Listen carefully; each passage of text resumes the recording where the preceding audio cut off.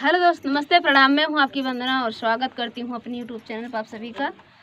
तो आप लोग कैसे हो, कमेंट में बताना।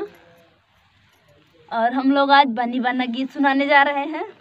कैसे लगेगा कमेंट में बताना, कमेंट के बाहर मत बताना। पंडित लुटेरा वाला।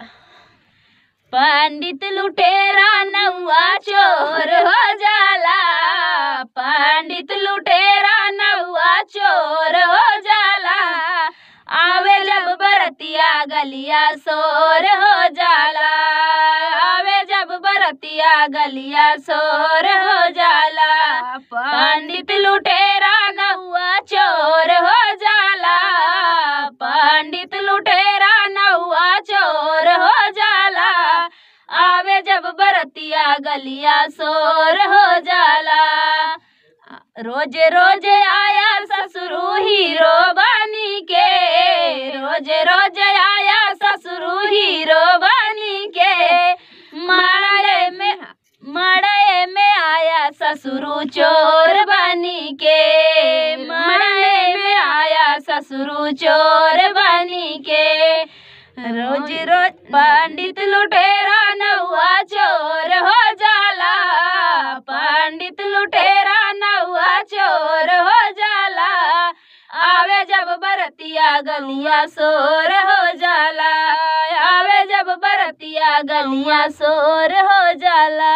रोज रोज घूमा भसुरु हीरो बनी के, रोज रोज घूमा भसुरु हीरो बनी के। मड़े में आया बिलार बनी के, मड़े में आया बिलार बनी के। रोज रोज घूमा भसुरु हीरो बनी के, रोज रोज घूमा भसुरु हीरो बनी के।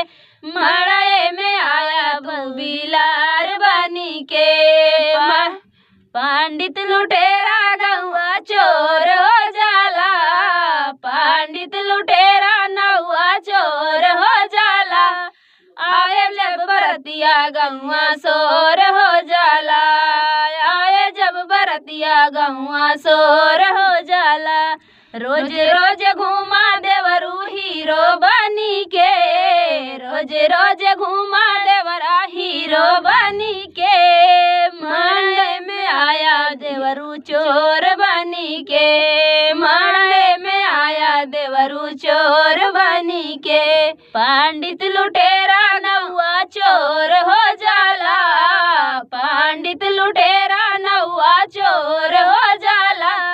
आवे जब बरतिया गौआ शोर हो जाला, आवे जब बरतिया गौआ शोर